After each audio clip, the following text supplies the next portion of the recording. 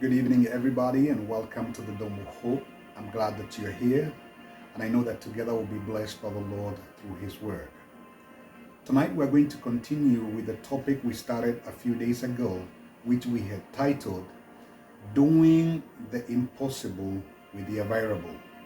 In this subject, we saw how God can use what you already have in order to do that which seems impossible in your life. And tonight we're going to look at a story in the book of 2 Kings chapter 4, verse 1 to 7. I recommend when you go home, please take some time and read the whole verses, because we may not be able to cover all of them tonight. That is 2 Kings chapter 4, verse 1 to 7. This is a story of a woman who was a widow. Her husband has just passed away, who was a prophet. But before the husband had passed away, he had accumulated a debt. So that means this woman was not only going through the mountain or the mountain of debt in her life, she was also going through a grief of her departed husband. And on top of that, the Bible says the creditor was coming to take her only two sons, who is her hope and her future, to be taken as slaves so that they can be able to pay the debt that the husband had left. So you can imagine the situation that this woman was into. That what led this woman to go to the man of God Elisha and to plead for help, or in other words, to cry that this man of God can be able to help in the situation which she was into. Now, I believe all of us also go through some challenges in our life. We face challenges, we face mountains in our life. And like this woman, we can also go to our God. This woman went to cry to the man of God, Elisha. But for us, we have a God where we can go and pour our grief, where we can go and pour our demands or our needs onto God. The Bible says that do not be anxious of anything, but by prayer and supplication with thanksgiving, we may let all our requests known unto God. So we have a place where we can run to when we encounter these challenges in our life. But then when this woman went to the man of God and she explained what she was going through, the Bible says in the book of 2 Kings chapter 4, verse 2, this man of God asked this woman, "What shall I do for you?" In other words, how can I help you? You have explained to me what you're going through, but how can I help you? But then this man of God went ahead to ask this woman, "Tell me, what do you have in your house? What do you have in your house?" I believe probably this woman was expecting that this man of God may be able to help her with some money to be able to offset the debt that she was going through. But instead, the man of God asked this woman, "What do you have in your house?" That sounds like a very strange question, because if she had something that could have that could have dealt with the debt, she would never have come to the man of God. The reason why she came, because according to her, she did not have anything in her house to offset the debt that she was going through. But then this woman responded. This is the way she responded. "Your maidservant has nothing in the house but a jar of oil." Your maidservant has nothing in the house except a small jar of oil. Now, based on her statement, she did not have anything that can help offset the debt that she was going through. That's why she was going to the man of God to seek help. But according to this story, we can see that what she needed is the wisdom to apply what she already has. And that is the same thing that we do in our life. Every time we are confronted with those impossible situations, those mountains in our life, we begin to look onto what we do not have. That's why this woman said, "I have nothing except a small jar of oil." Now, let me say this. For God to do a miracle, He has to begin with what you already have. So that's why the man of God was asking this woman, "What do you have?" You must have something. You have something. You may not have a lot, but you have something. What do you have in your house? May I say, people of God, that which is able to save you from what you may be going through may not be very far from you. It may be within you or around you. That's why we said, before you start going out there to look for help, look within you and around you, because what you have may be enough.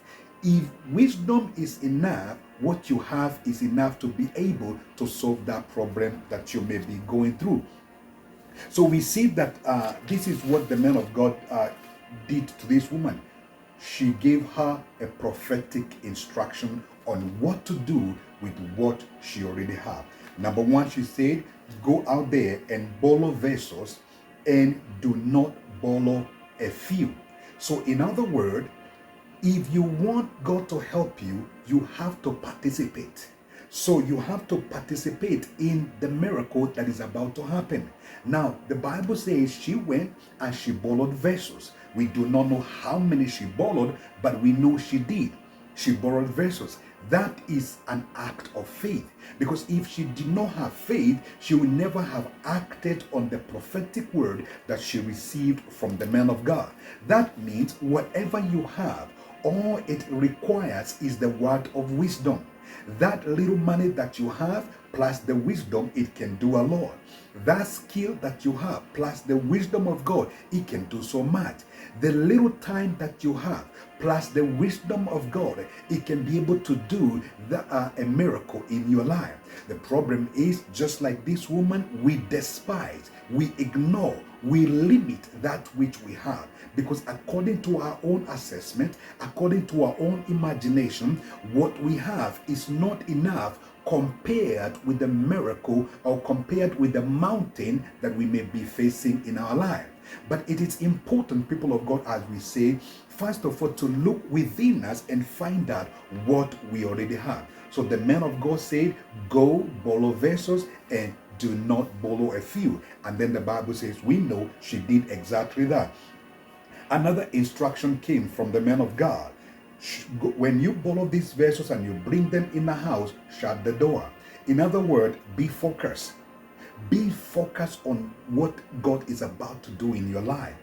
Block out the distraction. Block out the mockery. Can you imagine when people see what she was doing and the little jar that she has, and she's using that to pour, to fill up all the other empty jars? Many people will think she has a mental problem. Many people think maybe she's a witch or something like that. That's why she was told, close the door. Make sure the door is shut so that you can remain focused, so that you can avoid all distraction. Because in order for a miracle to happen, you must be focused. You must make sure all the distraction is out so that you can be able to experience the hand of God upon your life. Then the Bible says, after she was told to close the door, then she was told, take the little jar of oil that you already have. Now remember, not something else that she got from outside, not something else she borrowed. The vessels she borrowed were empty. None of them had oil. So the oil that she has is the little jar of oil that she has in her own house. So the man of God said to her, use that jar of oil that you have and begin to fill up the empty jars that you have already borrowed. And that's what she began to do. I believe she filled the first one, and then she went to the next one, and then she went to the next one until the last one. The Bible says when she filled up the last jar, which was empty, then the Bible says the oil ceased from the little jar that she was holding. Let me say this. God will always take you based on your level or your measure of faith. When her faith came to an end, the jar of oil dried up. That's why it is important, people of God, to make sure we have enough faith to take us to where we are going. Because God will give you based on the measure of faith that you have. So the Bible says the oil dried up from the little jar, and then another instruction came. Take all these jars of oil that you have already filled up, go sell them. And the money that you are going to get, use it to offset the debt. That means your children are not going to be taken as slaves by your creditor, and then you can use the balance with your sons. Now, can you imagine how this miracle occurred? This miracle came by with what was already available. That's why we are saying doing the impossible with what is already available, using what is in your hand to perform the miracle or to deal with this hard situation that you may be going through. So instead of limiting yourself, look within you. The time that you have may be enough. The skill that you have may be enough. The talent that you have, it may be enough. Your children that you have may be enough to be able to deal with that situation you may be going through. But remember, these people of God, what we need is the wisdom of God plus that which we already have. And when that wisdom comes in, then a miracle is going to happen in your life. So that's why, people of God, I'm saying that instead of start looking elsewhere and looking for who can help us, looking for the government to come and bail you out, first of all, look what you already have.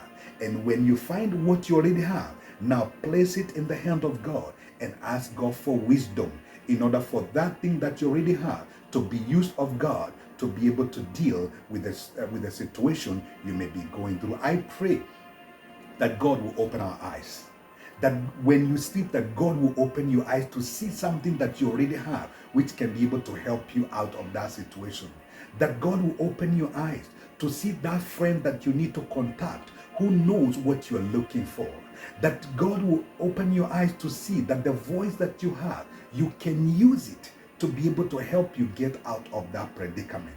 Just like this woman, problems were solved by what she already had in her house to bail her out from that crisis she was going through. I believe what we have is enough if wisdom is enough.